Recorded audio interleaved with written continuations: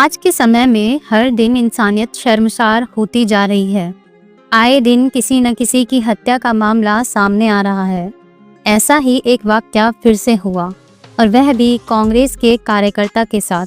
नमस्कार दोस्तों, स्वागत है आपका आज की नई क्राइम स्टोरी में, जहां हम आपको सच्ची घटनाओं से रूबरू कराते हैं। हरियाणा के रोहतक जिले के सांपला बस अड्डे पर 1 मार्च को एक काले रंग के लवारिस सूटकेस के होने की खबर पुलिस के पास पहुंचती है, जिसके बाद पुलिस की टीम वहां पहुंचती है और बहुत ही सावधानी के साथ सूटकेस को खोला जाता है और इसमें से एक लाश बरामद होती है। अब पुलिस लाश की शिनाख्त करती है।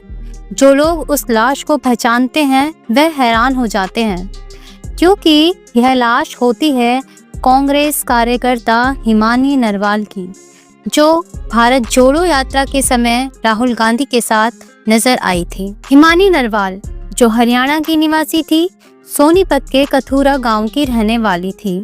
उनकी मां और भाई दिल्ली में रहते थे और उनके पिता का निधन बहुत समय पहले हो गया था। हिमानी नरवाल के पिता बीएसएफ में कार्य करते थे। हिमानी एमबीए की पढ़ाई पूरी कर चुकी थी और वकालत की पढ़ाई कर रही थी। इसके साथ वह राजनीति में भी सक्रिय थी। हिमानी को कांग्रेस से जुड़े हुए 10 साल हो गए थे। इनके बड़े भाई की भी 12 साल पहले हत्या कर दी गई थी। हिमानी नरवाल सोशल मीडिया पर भी बहुत एक्टिव रहती थी और खुद को कांग्रेस का उपाध्यक्ष बताती थी। वह अक्सर कांग्रेस सांसद दीपेंद्र हुड्डा के कार्यक्रमों में नजर आ जाती थी। इसके साथ ही वह कांग्रेस की रैलियों में अक्सर हरियाणा के लोक नृत्य करने के लिए भी मशहूर थी। हिमानी ने राहुल गांधी के द्वारा की गई भारत जोड़ो यात्रा में भी भाग लिया था और यहीं से वह सबकी नजरों में आई। इस केस की गुत्थी को सुलझाने के लिए एसआईटी का गठन किया गया। इसके साथ ही पुलिस की 4 टीम भी लगाई गई। पुलिस के सामने सबसे बड़ी दुविधा थी कि हिमानी के परिवार ने उसके शव को लेने से मना कर दिया। उनका कहना था कि वह पहले हिमानी के कातिल को पकड़े। लाश को पोस्टमार्टम के लिए भेज दिया जाता है, जिसमें यह पता चलता है कि हिमानी के साथ किसी तरह की कोई जोर जबरदस्ती नहीं की गई है। हिमानी की हत्या गला घोंटकर की गई और उसके बाद शव को सूटकेस में रखकर सांपला बस अड्डे पर फेंक दिया गया। लाश मिलने के बाद पुलिस पहुंचती है हिमानी के घर पर और वहां से सबूत जुटाने की कोशिश करती है। उसके कमरे में मिलता है एक सफेद सूट, जो हिमानी कांग्रेस की होने वाली रैलियों में पहना करती थी। लेकिन हिमानी का फोन, लैपटॉप और अन्य चीजें गायब मिलती हैं। पुलिस अब आसपास लगे सीसीटीवी को खंगालने लगती है। तभी पुलिस को एक सीसीटीवी फुटेज मिला, जिसमें एक शख्स सूटकेस को खींचकर ले जाता हुआ नजर आ रहा था। अब पुलिस हिमानी के कॉल डिटेल्स को निकालती है। इसके साथ ही उसके सोशल मीडिया हैंडल्स को भी खंगाला जाता है। इस केस में हत्या का आरोपी पुलिस के हाथ केवल 2 दिन बाद ही लग गया।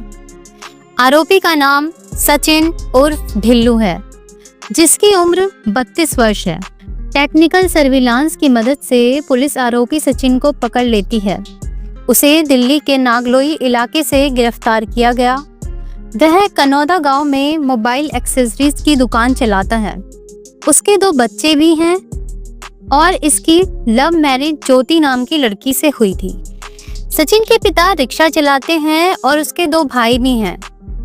सचिन से पूछताछ की जाती है तो सचिन खुद को हिमानी का बॉयफ्रेंड बताता है। वह कहता है कि वह हिमानी से 1.5 साल पहले सोशल मीडिया पर मिला। जब उन दोनों की बहुत अच्छी खासी दोस्ती हो गई तो वह उसके घर भी आने जाने लगा।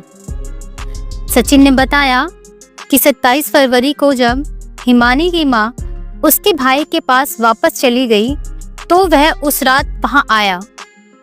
उसने बताया कि 28 फरवरी को वह सुबह भी हिमानी से मिला था। इसके बाद वह शाम के 4 बजे दोबारा आया, जिसके बाद दोनों के बीच कहासुनी होती है और हिमानी गुस्से में आकर उस पर हाथ उठा देती है। सचिन ने बताया कि जब उनकी दोस्ती बहुत गहरी हो गई तब उन दोनों के बीच संबंध बने और हिमानी ने उसकी वीडियो बना ली। जिसके बाद वह अक्सर सचिन को ब्लैकमेल करने लगी। सचिन ने बताया कि वह हिमानी को 3 लाख रुपए से ज़्यादा पैसे दे चुका था, लेकिन वह बार बार उससे पैसे मांगा करती थी। सचिन ने हिमानी को बार बार समझाने की कोशिश की कि वह इतने पैसे उसे नहीं दे सकता है, लेकिन हिमानी कुछ समझने को तैयार ही नहीं थी। इसी बात पर सचिन और हिमानी की बहस और हाथापाई 28 फरवरी को हुई। जब हिमानी ने सचिन पर हाथ उठाया तो वह गुस्से से पागल हो गया और इन सब बातों से परेशान होकर उसने 28 फरवरी को मोबाइल चार्जर के तार से उसका गला घोंटकर हत्या कर दी। इस बीच दोनों में हाथापाई हुई, जिस हाथापाई में सचिन की उंगली में चोट लग गई और खून के छींटे रजाई के कवर पर गिर गए। इसके बाद वह हिमानी की स्कूटी लेकर अपने घर चला गया, जिसके कुछ समय बाद वह दोबारा हिमानी के घर आया और हिमानी का फोन, लैपटॉप और गहने लेकर वहां से निकल गया। उस दिन वह पूरी रात अपनी दुकान पर रहा और सोचता रहा कि उसे सबूत कैसे मिटाने हैं। अगले दिन वह फिर से हिमानी के घर आया और कुछ देर वहीं बैठा रहा। तभी उसकी नज़र काले रंग के सूटकेस पर गई। उसने हिमानी की लाश को तोड़ मरोड़ कर सूटकेस में रख दिया और जिस कवर पर खून के छींटे थे उसे भी उसके ऊपर रख दिया। फिर उसने एक ऑटो किया और सूटकेस को उसमें रखकर सापला बस अड्डे ले गया। जब उसे आसपास कोई नजर नहीं आया तो उसने सूटकेस को सापला बस अड्डे पर झाड़ियों में फेंक दिया। इसके बाद उसने एक फाइनेंस कंपनी में गहनों को गिरवी रख दिया। सचिन ने शायद इस कत्ल के बारे में पहले ही प्लानिंग कर ली थी, क्योंकि उसने अपनी बीवी और बच्चों को उसके मायके भेज दिया था। इसके साथ ही उसने 2 दिन तक अपनी मोबाइल शॉप भी बंद की हुई थी। वहीं हिमानी की मां अपनी बेटी पर लगाए जा रहे आरोपों को गलत बता रही है। उनका कहना है कि उनकी बेटी गलत नहीं थी, वह सभी बातें अक्सर उन्हें बताया करती थी। उन्होंने सचिन और हिमानी के रिश्ते को खारिज कर दिया। उन्होंने बताया कि हिमानी शादी के लिए तैयार थी और वह अपनी बेटी के लिए कुछ लड़कों को फाइनल कर चुकी थी। उनका कहना है कि उनकी बेटी से पार्टी के बहुत से लोग जलते थे। अभी तक इस केस की पूरी सच्चाई का पता नहीं चल पाया है, लेकिन सचिन पुलिस की गिरफ्त में है। क्या इस केस में सचिन ही मुजरिम है?